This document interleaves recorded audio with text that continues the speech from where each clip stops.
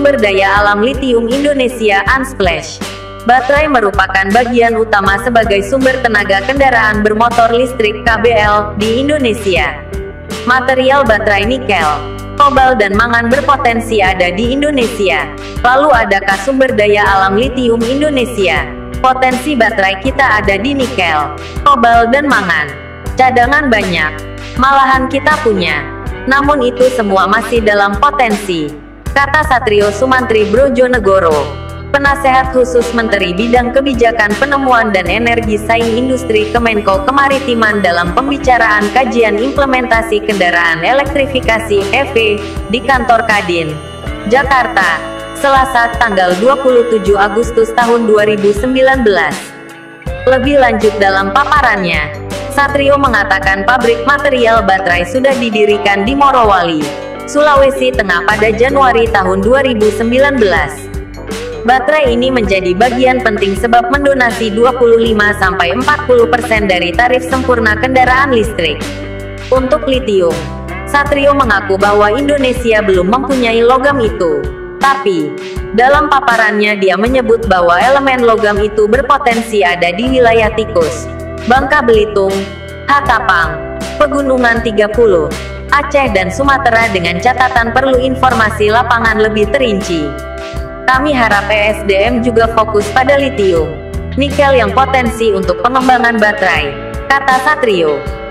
Sementara itu, untuk KBL berbasis baterai, pihaknya ingin ada pemodal pabrik kendaraan beroda 4 listrik untuk membangun pabrik di Indonesia dengan kapasitas produksi 60.000 unit per tahun. Sumber daya nikel di kala ini menembus 3 miliar ton, kobalt 480 juta ton. Dalam wujud logam, cadangan nikel menembus 62 juta ton dan kobalt 1 juta ton. Ada kemungkinan litium merupakan salah satu mineral yang memiliki permintaan yang paling tinggi dalam revolusi industri keempat. Indonesia yang kekayaan alam nikelnya besar, berharap menjadi negara penghasil baterai. Oleh sebab itu, dibutuhkan investigasi sumber bahan baku utama lainnya dalam produksi baterai. Sumber energi bahan baku utama baterai merupakan litium. Penelusuran litium sebagai sumber bahan baku di Indonesia sudah dilaksanakan lewat tinjauan pustaka. Sumber energi alam litium ditemukan di air laut, brine, mineral, dan tanah liat. Endapan yang mengandung mineral litium terdapat di sebagian daerah di Indonesia dalam jumlah dan fokus yang kecil. Sebagai negara yang dilewati cincin api, Indonesia mempunyai banyak mata air panas dan brine yang mengandung litium. Tanah liat yang mengandung litium ditemukan dalam wujud sluri, brine dan lumpur tanah liat, seperti pada lumpur Bleduku dan lumpur Sidoarjo. Biteren sebagai limbah industri garam mempunyai potensi besar untuk dioptimalkan sebagai sumber litium di Indonesia.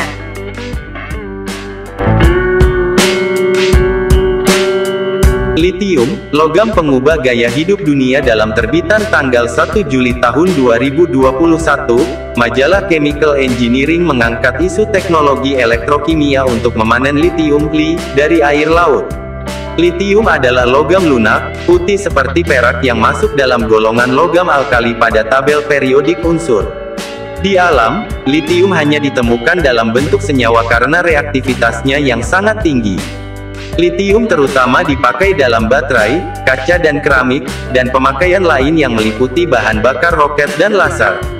Mungkin timbul pertanyaan mengapa keberhasilan memanen litium dari air laut menjadi salah satu terobosan teknologi. Bukankah litium banyak terkandung dalam air laut, bahkan kandungannya kira-kira 5.000 kali lebih besar daripada yang ditemukan di daratan? Itu betul, tetapi kadar litium dalam air laut sangat rendah, kira-kira hanya 0,2 ppm. Konsentrasi litium tertinggi yang dikenal ada di Salar de Acatama, Chili Utara, dengan kandungan rata-rata 0,14% atau 1.400 ppm, yang setara dengan sekitar 1.680 mg per liter dengan densitas 1,2 gram cc. Air laut didominasi oleh ion lain yang kadarnya jauh lebih besar, antara lain, sodium Na, magnesium Mg, dan potasium K. Ini menyebabkan ekstraksi Li dari air laut menjadi sangat sulit.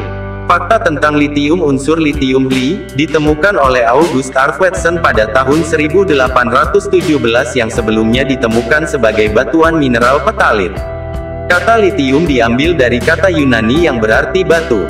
Unsur ini membentuk senyawa yang mirip dengan logam alkali sodium dan potasium. Litium juga ditemukan dalam mineral spodumen dan lepidolit, dan diambil dari deposit air garam brine, yang umumnya ditemukan di bawah dataran garam dan unggun danau yang dikeringkan. Air laut mengandung litium dalam jumlah yang besar, tetapi konsentrasinya sangat rendah sehingga tidak jelas apakah pengambilannya ekonomis. Cadangan dan pasar litium dunia. Menurut laporan Statista.com, Chili merupakan negara dengan cadangan litium terbesar di dunia dengan total cadangan terkira sebesar 9,2 juta metrik ton pada tahun 2020. Australia di tempat kedua dengan cadangan terkira 4,7 juta metrik ton pada tahun itu. Cadangan terkira mineral didefinisikan sebagai mineral yang dapat diekstrak dan diproduksi pada saat perkiraan. Cadangan terkira litium dunia di negara yang memiliki cadangan terbesar per tahun 2020. Sumber, Statista.com. Meskipun Chili merupakan negara dengan cadangan terkira terbesar, dalam tingkat produksi tambang tidaklah demikian. Ditinjau dari tingkat produksinya, Australia adalah negara dengan tingkat produksi teratas pada 2020, yang memproduksi 40.000 metrik ton litium. Chili di urutan kedua dengan 18.000 metrik ton dan urutan ketiga ditempati oleh China dengan 14.000 metrik ton. Proyeksi ke depan, pasar litium akan didominasi oleh pemakaiannya dalam baterai. Pasar baterai litium global diproyeksikan akan tumbuh secara eksponensial di tahun-tahun mendatang, dari 30 triliun dolar Amerika pada tahun 2017 menjadi 100 triliun dolar Amerika pada tahun 2025, Statista.com. Pasar kendaraan listrik akan mendorong pertumbuhan pasar litium karena jumlah kendaraan hibrida dan listrik yang digerakkan oleh baterai litium dapat diisi ulang terus meningkat. Sampai 2028 diramalkan bahwa produsen terbesar sel baterai litium berdasarkan kapasitas produksi adalah CATL, LG Chem, dan Tesla. Diharapkan bahwa Jerman, China, Jepang dan Perancis akan menjadi negara terdepan yang memproduksi mobil listrik. Produksi, ekstraksi dan pemurnian litium paling banyak diproduksi dari batuan mineral spodumen, atau melalui pemekatan brine. Batuan spodumen dipanggang pada 1100 derajat Celcius untuk mengubahnya menjadi bentuk yang lebih dapat diterima untuk penggerusan dan penggilingan menjadi serbuk, yang dibutuhkan untuk pemekatan dengan pengapungan busa froth flotation. Konsentrat kemudian dilucuti dengan asam sulfat pada suhu tinggi untuk menghasilkan larutan litium sulfat.